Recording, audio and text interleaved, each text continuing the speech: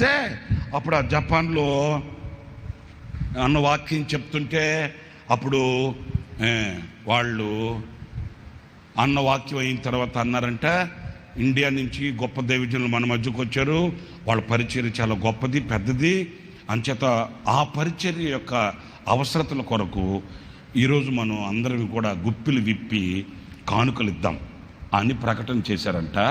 వెంటనే యేసన్న గారు లేచి మైక్ తీసుకుని అన్నాడంట, అయ్యలారా, మీ దేశానికి నేను మీరిచ్చే కానుకలు తీసుకుని వెళ్ళడానికి రాలేదు. స్తోత్రం కలుగుగాక. మీరిచ్చే కానుకలు తీసుకుని వెళ్ళడానికి రాలా, నేను మీకు పరిచర్య చేయడానికి వచ్చా, మీకు వాక్యం చెప్పడానికి వచ్చా. నేను చేయవలసిన పరిచర్యని మీ మధ్య చేసి నేను మీకు చేయవలసిన వాక్య సహాయాన్ని మీకు అందించి నేను ఆశీర్వాదకరంగా వెళ్తా. మీరిచ్చే కానుకలు తీసుకుని వెళ్ళి మా దేశంలో మేము పరిచర్య చేయాల్సినంత అవసరం లేదయ్యా. ఇక్కడ మీరిచ్చే తెల్లదొరలు ఇచ్చే కానుకలు తీసుకుని వెళ్ళి నేను మా దేశంలో చేయాల్సిన అవసరం లేదు. దేవుడు నాకు నల్ల దొరలు ఇచ్చాడు. హల్లెలూయా, హల్లెలూయా. నల్ల దొరలను ఇచ్చాడు నాయన.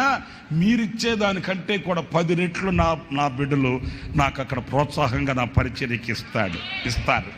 ఆమేన్.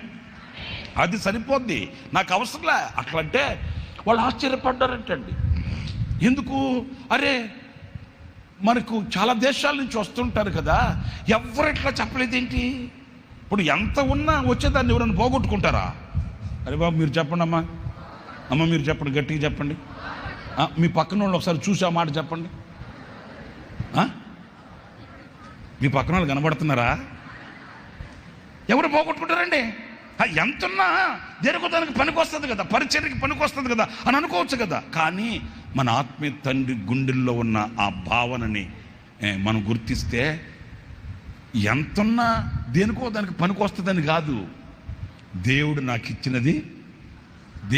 ఇచ్చినది ఎనఫ్, చాలు.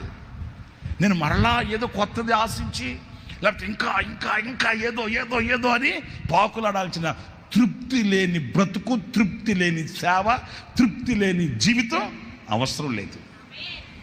దేవుడు నాకు ఎంత ఇస్తే, దేవుడు నా దేశంలో నా ప్రజల మధ్య నా బిడ్డల మధ్య నాకు ఇచ్చింది చాలు. నేను ఎక్కడికో వెళ్ళి అక్కడి నుంచి తీసుకొచ్చుకొని అక్కడ అది చేశాను, ఇక్కడ చేశాను, ప్రకటన చేసుకుని ప్రచారం చేసుకోవాల్సిన అవసరం లేదు. నేను అన్నను గురించి చాలా చోట్ల విన్న మాట ఏంటంటే, అయ్యా యేసన్న గారు ప్రారంభంలో ఆ లేమల్లి అనే ప్రాంతంలో సేవ చేసే రోజుల్లో ఎలాగైతే సాదాసీదాగా ఉండేవాడో